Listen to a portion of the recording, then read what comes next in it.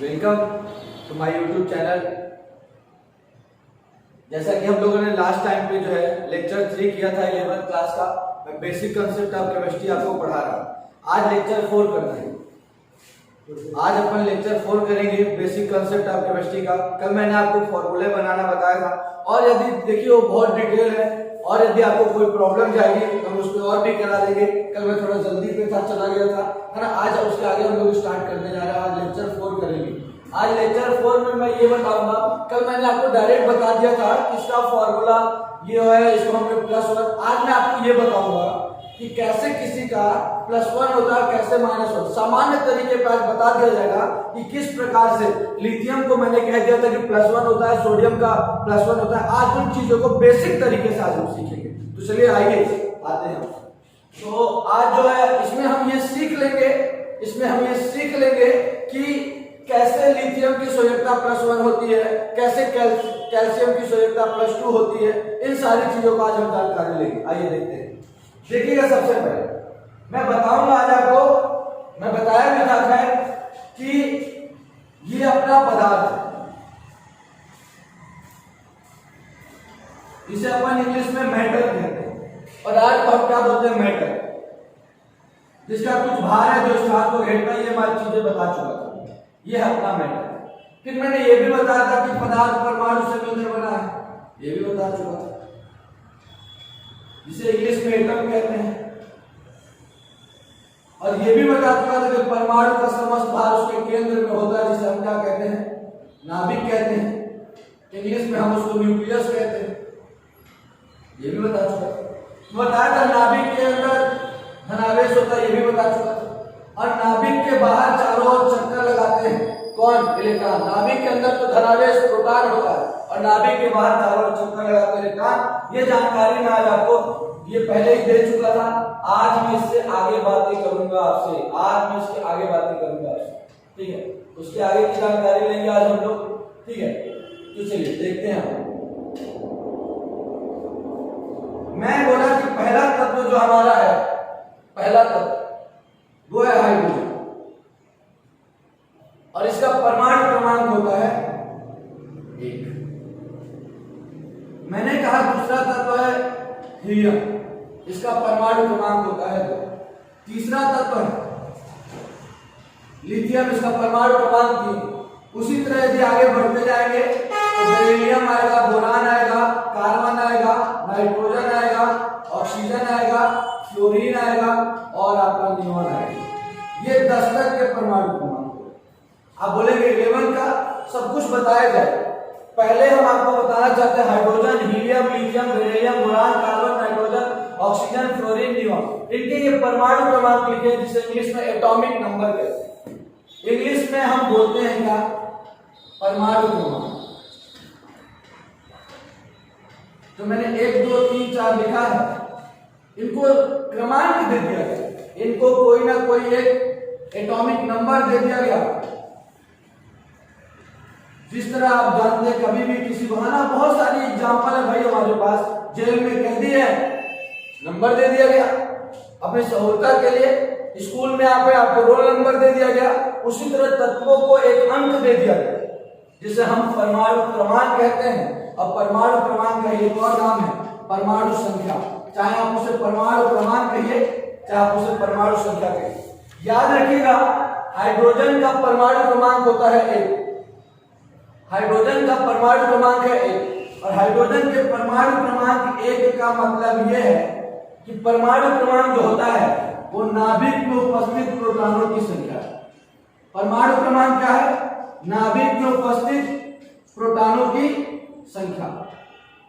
अब प्रोटॉनों की संख्या का मतलब ही है, प्रोटॉनों की संख्या का मतलब है धनावेश की संख्या। प्रोटॉनों की संख्या का मतलब है धनावेश की संख्या। प्रोटॉनों की संख्या का मतलब है धनावेश की संख्या, और जो परमाणु क्रमांक है प्रोटॉनों की संख्या मतलब धनावेश की संख्या। और ये भी पढ़ा हमने कि परमाणु क्रमांक के साथ ये भी पढ़ा था हमने फर्स्ट लेक्चर में कि किसी परमाणु के अंदर जितने ही प्रोटॉन होंगे उतने ही इलेक्ट्रॉन होंगे। तो प्रोटॉन की संख्या और इलेक्ट्रॉनों की संख्या दोनों बराबर होंगे किसी भी परमाणु का। ये कि प्रोटॉन को धनावेश और इलेक्ट्रॉन को किससे प्रदर्शित करते हैं? ऋणावेश से प्रदर्शित। ये भी बात हम कर चुके थे कि परमाणु क्रमांक वाला प्रोटॉनों की संख्या ये मैं बता दिया आज आपको, और जितने ही प्रोटॉन होते हैं उतने ही इलेक्ट्रॉन होते हैं। बस ये फर्क है कि प्रोटॉन धनावेश होता है और इलेक्ट्रॉन ऋणावेश होता है। परमाणु में ठीक है प्रोटॉनों और इलेक्ट्रॉनों की संख्या बराबर होती है, धनावेश और ऋणावेश की संख्या बराबर होती है।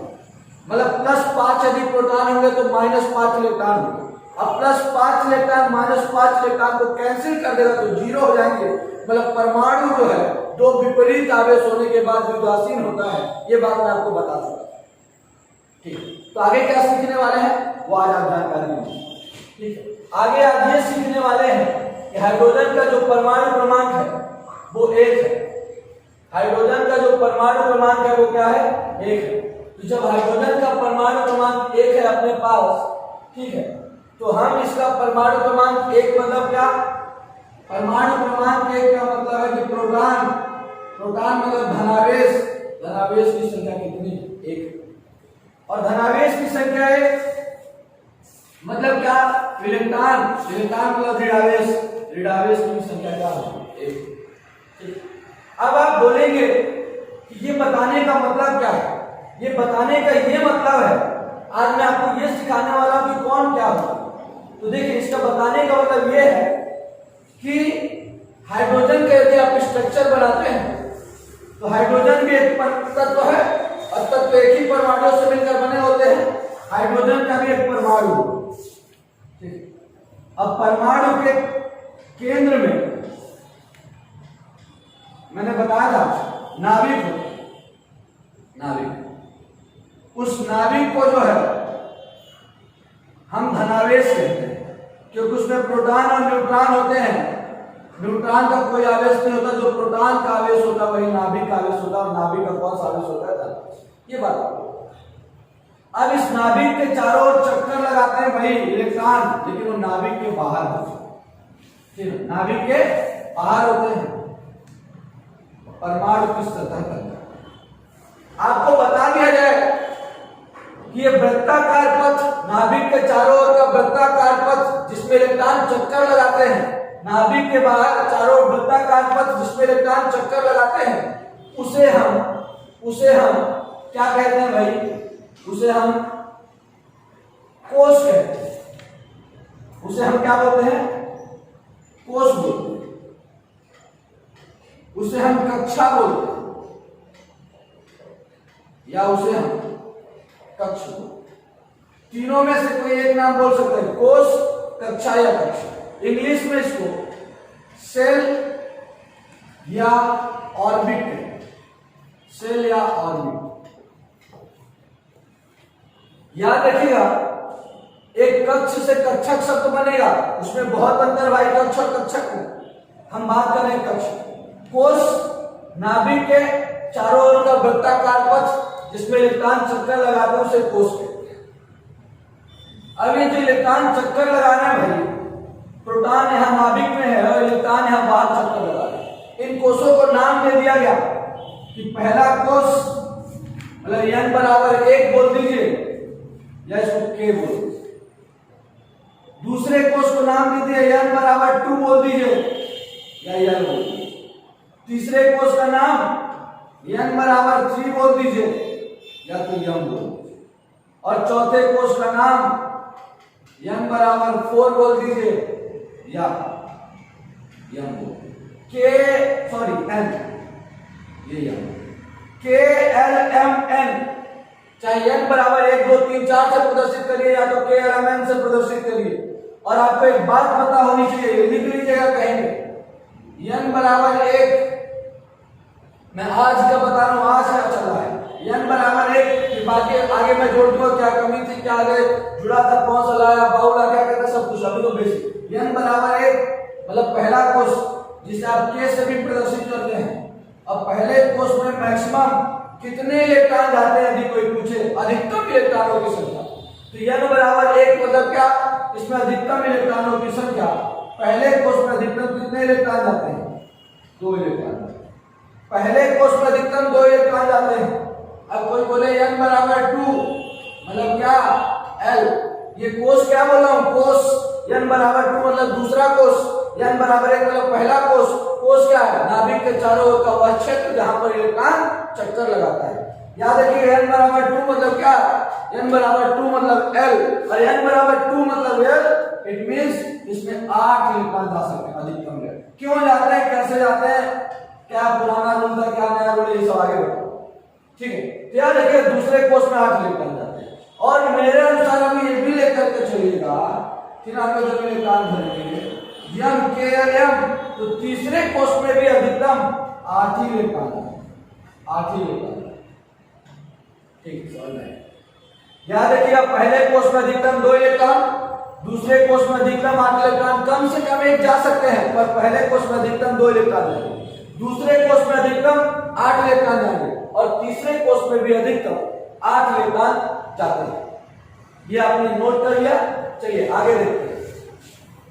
अब हमको बनाना है कि किस प्रकार से इसका जो हमने पढ़ा इसका क्या महत्व है। ये जो हम पढ़ रहे थे इसका कोई महत्व है, कैसा महत्व है, इन सारी चीजों की हम जानकारी लेंगे, ठीक।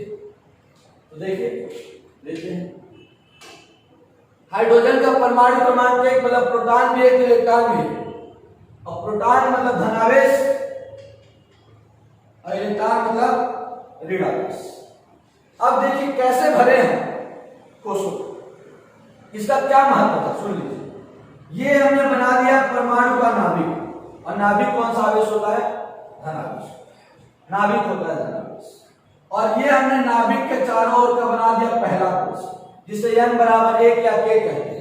अब पहले कोष में अधिकतम 2 इलेक्ट्रॉन जा सकते हैं, लेकिन हाइड्रोजन का परमाणु क्रमांक 1 है, मतलब उसमें प्रोटॉन 1 है, और प्रोटॉन 1 है मतलब इलेक्ट्रॉन भी 1 है, और इलेक्ट्रॉन 1 का मतलब क्या है भाई, हम इलेक्ट्रॉन ही भरते हैं कोषों में, लेकिन इलेक्ट्रॉन की संख्या प्रोटॉन से पता चलती है। इसलिए मैंने यहां से स्टार्ट किया कि परमाणु क्रमांक 1, परमाणु क्रमांक का प्रोटॉनों की संख्या 1 मतलब इलेक्ट्रॉन भी 1, और 1 मतलब क्या भरना इलेक्ट्रॉन को, तो कोषों में 1 इलेक्ट्रॉन भरना है।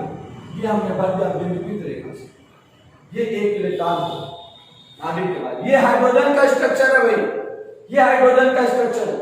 अब कोई बोले कि हीलियम, हीलियम क्या होगा, हीलियम का परमाणु क्रमांक 2 मतलब प्रोटॉनों की संख्या 2, इलेक्ट्रॉनों की संख्या भी 2। बस ये है कि प्रोटॉन प्लस में और इलेक्ट्रॉन माइनस में, यहाँ पे आप जानते हैं जानकारी के लिए। बाकी तो नाभिक बनाएंगे, पहला कोष बनाएंगे, और आपको पता है कि हीलियम का परमाणु क्रमांक 2 और इसमें 2 इलेक्ट्रॉन होने चाहिए, ये हमने 2 इलेक्ट्रॉन बना दिए, 2 इलेक्ट्रॉन। अब आप बोलेंगे कि हाइड्रोजन का इलेक्ट्रॉन भरिए, तो देखिए पहले कोष में 1 इलेक्ट्रॉन, ये हाइड्रोजन का हमने 1 इलेक्ट्रॉन भर दिया। इलेक्ट्रॉन भरना इलेक्ट्रॉनिक विन्यास कहलाता है, इलेक्ट्रॉनिक विन्यास, इलेक्ट्रॉनिक कॉन्फ़िगरेशन कहलाता है। याद रखिए हाइड्रोजन का परमाणु क्रमांक 1 हमने ये 1 भर दिया, और हीलियम का परमाणु क्रमांक 2 तो ये हमने 2 लिख दिया। बोलेंगे कि तो लिथियम का 3 लिख देंगे क्या, नहीं। आपको पता है कि हम जो है पहले कोष में अधिकतम 2 ही इलेक्ट्रॉन भर सकते हैं, मतलब लिथियम का ऐसे नहीं होगा। लिथियम के जब आप 3 का स्ट्रक्चर बनाएंगे तो लिथियम का परमाणु क्रमांक 3 मतलब प्रोटॉन 3, इलेक्ट्रॉन भी 3। हम प्रोटॉन थोड़ी भरते हैं, हम इलेक्ट्रॉन भर रहे हैं। प्रोटॉन को तो केवल हम धनावेश बना के शो कर दिए, 3 धनावेश बनाने की जरूरत नहीं है। पहले कोष में अधिकतम 2 ही इलेक्ट्रॉन जा सकते हैं, लेकिन हमको भरना 3 है भाई, तो अगला कहां जाएगा, अगले कोष में। मतलब अधिकतम पहले कोष में कम से कम 1 हो सकते हैं, पर 2 से अधिक इलेक्ट्रॉन नहीं हो सकते। मतलब लिथियम का होगा 2 और 1। कोई लिखेगा 1 और 2 तो गलत हो जाएगा। पहले आप पहले कोष को भर लो, जब पहले कोष में 2 हो जाए तब आप दूसरे कोष में जाएंगे। मतलब लिथियम का परमाणु क्रमांक कितना हो गया, 3। अब आप समझ रहे होंगे, तो बेरिलियम का परमाणु क्रमांक क्या होगा, 2 और 2। आप पूछेंगे बोरान का क्या होगा, 2 और 3। आप पूछेंगे कार्बन का क्या होगा, 2 और 4। नाइट्रोजन का क्या होगा, 2 और 5। इसका क्या होगा, 2 और 6। इसका क्या होगा, 2 और 7। और इसका क्या होगा, 2 और 8। आप बोलेंगे तब अब क्या होगा, अरे दूसरे कोष में अभी मैंने कुछ देर पहले लिखा था कि 8 से अधिक इलेक्ट्रॉन नहीं जा सकते। दूसरे कोष में 8 से अधिक इलेक्ट्रॉन नहीं जा सकते। मतलब आप इसके आगे यदि किसी सोडियम का करेंगे, यदि आप सोडियम का करेंगे तो सोडियम का कैसे होगा, सोडियम का होता है 11, सोडियम का परमाणु क्रमांक है 11।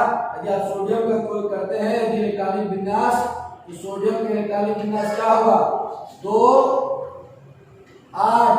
यहाँ 9 नहीं बनेगा क्योंकि दूसरे कोष में 8 से अधिक इलेक्ट्रॉन नहीं जा सकते। 2 8 और 1, 2 8 और 1। सोडियम का इलेक्ट्रॉनिक विन्यास 2 8 और 1 होगा। बोले ये सब क्यों बता रहे हैं भाई, ये क्यों बता रहे हैं आज? तो मैं बता कर आज आपको बैलेंसिंग करना सिखाना है, किस प्रकार लिथियम का +1, कैल्शियम का +2, सारी चीजें बताएंगे। खैर ध्यान से सुनिए। देखिए ये सारी बातें हैं। इलेक्ट्रॉन इसी तरह भरा जाता है, परमाणु क्रमांक, प्रोटॉनों की संख्या, प्रोटॉन इलेक्ट्रॉन, और ये कोषों में हमने इलेक्ट्रॉन भर दिए। ये कोष है, ये पहला कोष, ये भी पहला कोष, ये पहला कोष, ये दूसरा कोष, ये पहला, ये दूसरा, ये पहला कोष, ये दूसरा कोष, ये पहला कोष, ये दूसरा कोष, ये पहला कोष, ये दूसरा, ये पहला दूसरा, पहला दूसरा, पहला दूसरा, लेकिन ये पहला दूसरा और ये तीसरा। यह है K, यह है L, यह है M, यह है K और यह है L, यह है K और L। इसी तरह कोष बढ़ते चले। आज हम 3 शब्दों की पहले जानकारी लेंगे।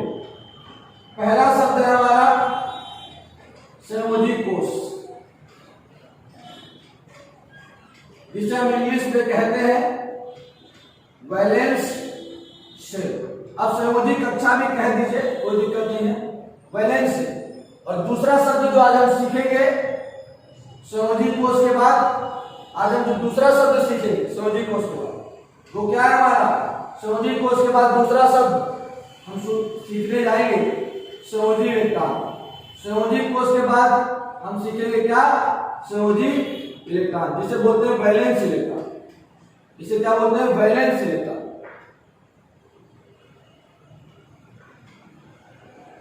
और जो तीसरी चीज आज हम सीखेंगे वो क्या सीखेंगे, संयोजकता। संयोजकता मतलब क्या, वैलेंसी। इसी आधार से बोलेंगे प्लस माइनस नहीं होती वैलेंसी, वैलेंसी आप तो लीजिए, तो आपको अभी समझाने के लिए बाद में वैलेंसी और जब ऑक्सीडेशन स्टेट में अंतर समझाने को हम बताएंगे। संयोजी कोष, संयोजी इलेक्ट्रॉन और संयोजकता। संयोजी कोष क्या है, अंतिम कोष ही संयोजी कोष कहलाता है। अंतिम कोष, इसका अंतिम कोष सोडियम का क्या है, ये पहला कोष, ये दूसरा कोष, ये तीसरा कोष। इसको बोल सकते हैं n = 1, n = 2, n = 3, या बोल सकते हैं KLM, नाम दे दिया था, समझ। ये अपना सोडियम का संयोजी कोष तीसरा है। बोलेंगे नियॉन का संयोजी कोष दूसरा है, क्लोरीन का संयोजी कोष दूसरा है, अंतिम कोष ही संयोजी कोष होता है।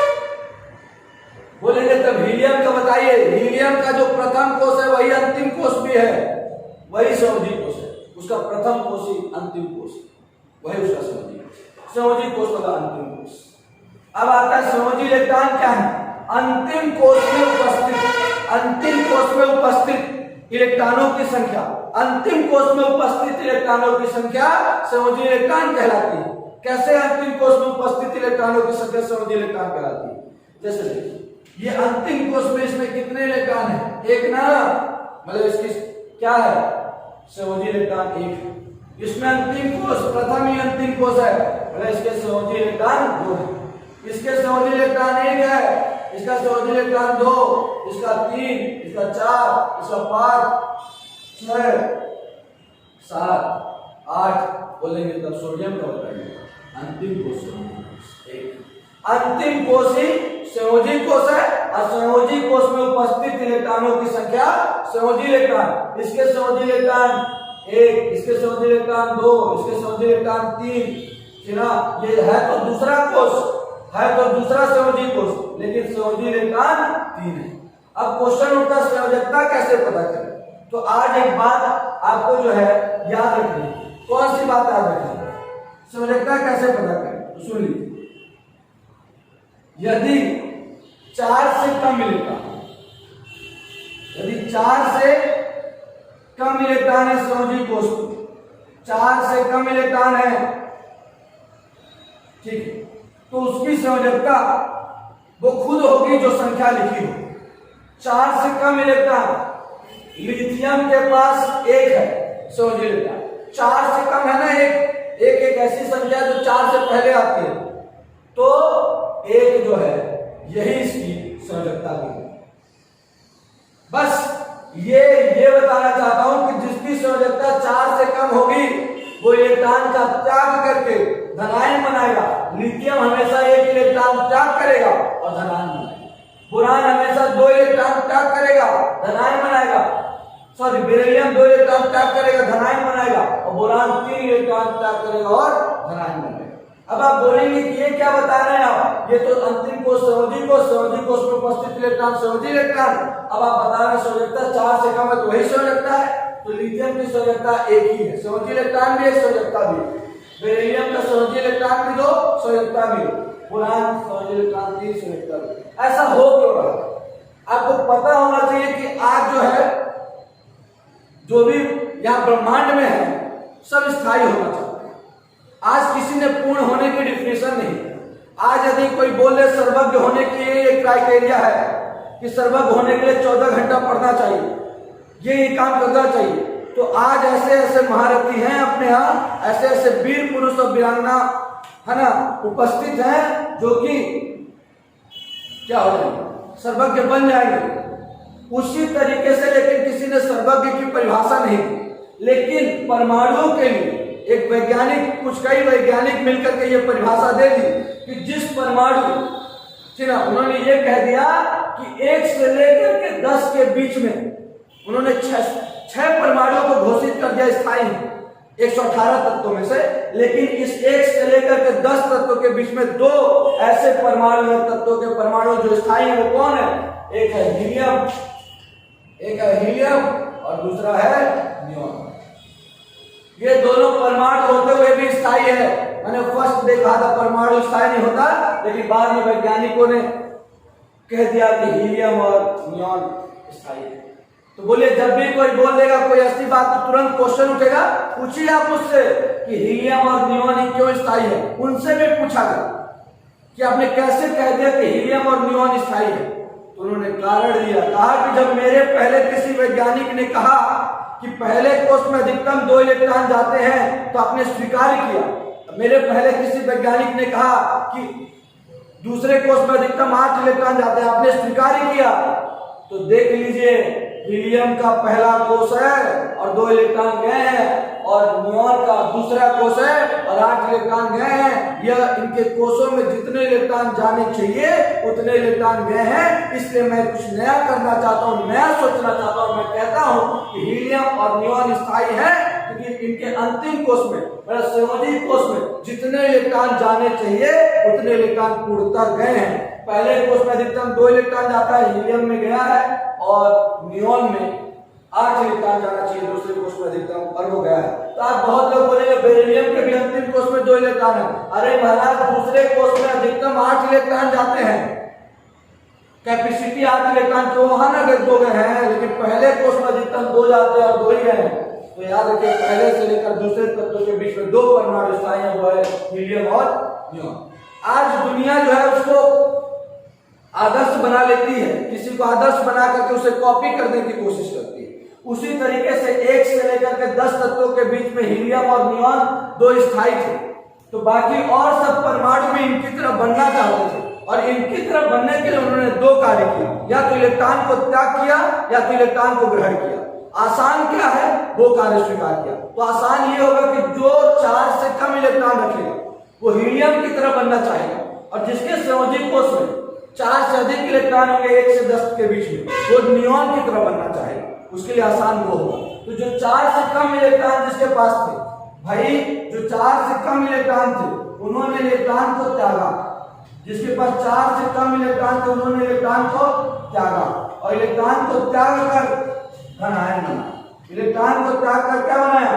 धनायन बनाया। इलेक्ट्रॉन को रिलीज किया भाई, जिसके पास इलेक्ट्रॉन रिलीज किया और क्या बनाया? धनायन बनाया। ठीक है। और जिसके पास 4 से अधिक इलेक्ट्रॉन थे, मैं 4 की बात नहीं कर रहा, उसकी बात कर रहा हूं, सरसरी बनी 4 से अधिक इलेक्ट्रॉन जिसके पास होंगे भाई, उसका इलेक्ट्रॉन को ग्रहण करेगा, वो इलेक्ट्रॉन ग्रहण करेगा, और वो इलेक्ट्रॉन ग्रहण करेगा और ऋणायन होगा। क्यों होगा ये सब आगे पूछिए। ठीक है।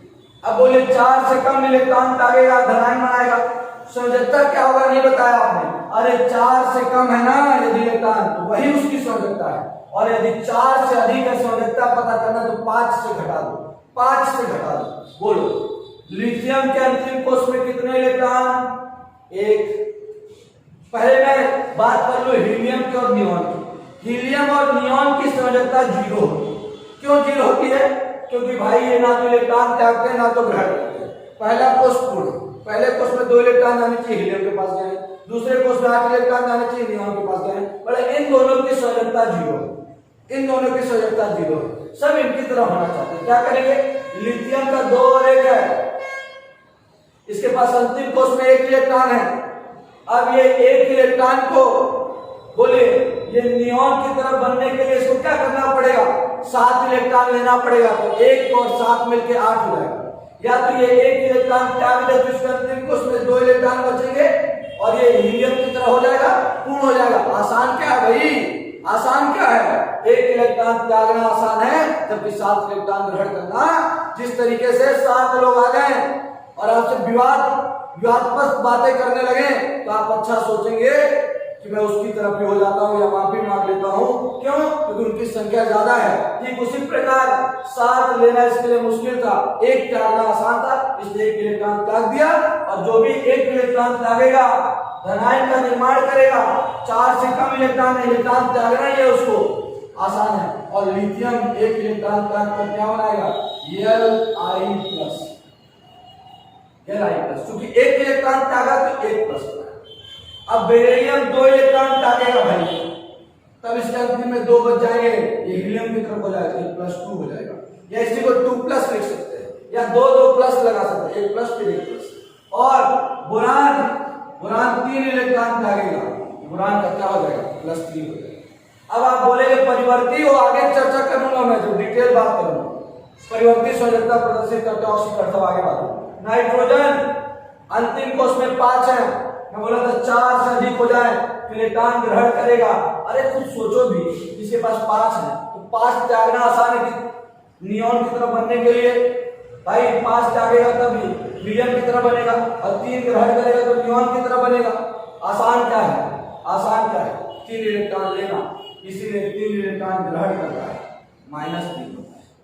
ये 2 इलेक्ट्रॉन ग्रहण करता है, -2 होता है। ये 7 है, इसकी तरफ बनने के लिए 1 इलेक्ट्रॉन ग्रहण करता है और -1 होता है। तो आज आपको जानकारी मिल गई ना कि लिथियम +1 क्यों होता है? क्योंकि 1 इलेक्ट्रॉन त्यागता है। बेरिलियम +2 क्यों होता है? क्योंकि 2 इलेक्ट्रॉन त्यागता है। बोरान +3 क्यों होता है? क्योंकि 3 इलेक्ट्रॉन त्यागता है। और जो है कार्बन की बात नहीं किया तो उसकी बात करेंगे हम लोग, सहसंयोजी बनने के लिए बातें करेंगे।